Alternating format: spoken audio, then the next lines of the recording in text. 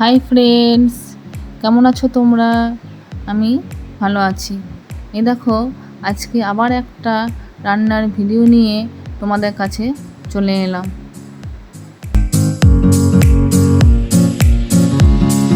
তো বন্ধুরা, এই বর্ষাকালে প্রতিদিন ভাত ভাত আর ভালো লাগছে না, ভাবলাম অন্য কিছু করা যাক। তাই আজকে আমার লাঞ্চ মেনু হবে ছাতুর পুর ভরা পরোটা আর সয়া চিলি। ছাতুর পুর ভরা পরোটা করার জন্য প্রথমেই দেখো আমি আটাটা মেখে 1 ঘন্টা রেস্টে রেখে দিলাম। এরপর সয়া চিলি করার জন্যে প্রথমেই একটা পাত্রে কিছুটা সয়াবিন আর কিছুটা জল নিয়ে আর অল্প একটু লবণ দিয়ে দেখো জলে ভাপতে দিলাম। জলে এখানে ভাপানো হোক, তাতে আমি অন্য কাজ করে ফিরে আসছি। তা বন্ধুরা, দেখো টেবিলে এখানে আমার কিছু ফল রাখা ছিল, মানে ফলগুলো তুলে রাখি, অনেকক্ষণ ধরেই পড়েছিল। তা বন্ধুরা, এখানে আমার সয়াবিনটা দেখো প্রায় ভাপানো হয়ে গেল। সয়াবিনটা এখানে জল ঝরিয়ে একটা পাত্রে নিয়ে এর মধ্যে সব একে একে মশলাগুলো দিয়ে ম্যারিনেট করে নেবো। তাই এখানে আমি কী কী মশলা দিয়েছি এক ঝলকে দেখে নাও বন্ধুরা। তাই এখানে দিয়েছি আমি একটু রসুন বাটা, আদা বাটা, tomato sauce, soya sauce, Kashmiri লঙ্কা গুঁড়ো, কর্নফ্লাওয়ার, একটু হলুদ, নুন আর সামান্য একটু মিট মশলা দিয়ে, আর হ্যাঁ একটা দিয়েছি ডিম ফেটিয়ে। তা এগুলো দিয়ে সব একসঙ্গে ম্যারিনেট করে কিছুক্ষণের জন্যে রেখে দেবো। তা বন্ধুরা, এখানে সয়া চিলির জন্যে সয়াটা আমি রেডি করে নিলাম। এখানে দেখো ছাতুর পুর ভরা পরোটা করার জন্যে ছাতুটাও রেডি করে নেবো। তাই এখানে বন্ধুরা ছাতু নিয়ে নিয়েছি একটা বাটিতে। এরপর নিয়েছি আমি একটু রসুন কুচি, নুন, আর দেবো এখানে একটু গোটা জোয়ান, আর দেবো লেবুর রস,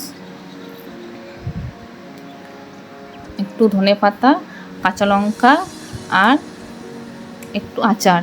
এগুলো দিয়ে ভালো করে মেখে আমি ছাতুটা রেখে দিলাম। এরপর গ্যাস অন করে একটা কড়াই চাপিয়ে তাতে রিফাইন্ড অয়েল দিয়ে ম্যারিনেট করা সয়াবিনগুলো আমি একে একে সব ফ্রাই করে নেব। তা বন্ধুরা, আমার এখানে দেখো সয়াবিনগুলো প্রায় সবগুলোই ফ্রাই হয়ে গেল। কালারটা কি সুন্দর লাগছে, তাই না বন্ধুরা? তোমরা সয়াবিন চিলি কেমন করে কে বানাও আমাকে কিন্তু অবশ্যই জানাবে, আমিও সেইভাবে চেষ্টা করব। দেখো কালারটা কি সুন্দর লাগছে।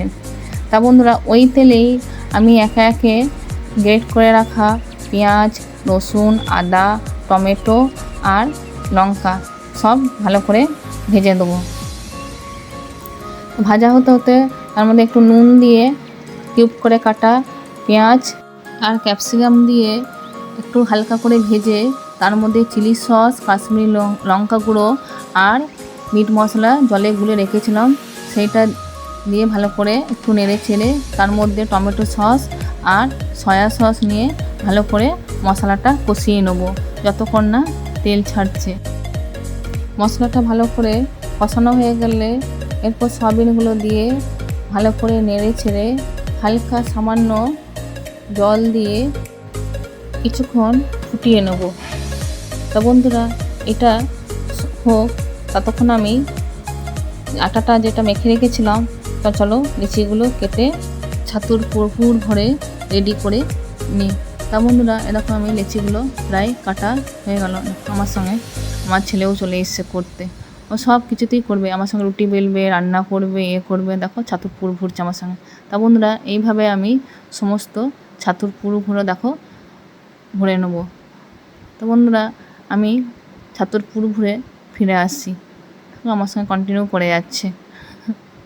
দেখো আমার ছাতুর পুর ভরাও হয়ে গেল। এইদিকে আমার সয়াবিনটাও রেডি হয়ে গেছে।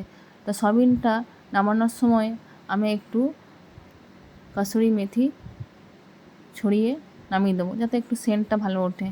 তা বন্ধুরা, আমার দেখো সয়া চিলি রেডি।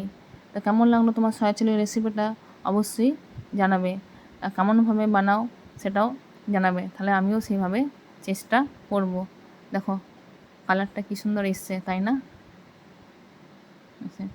চলো এবার ঝটপট করে পরোটাগুলো করে নিই। গ্যাস অন করে তাতে একটি তাওয়া চাপিয়ে লো টু মিডিয়াম আছে লিচিগুলো কেটে বেলে নিয়ে একে একে চলো ভেজে নিই।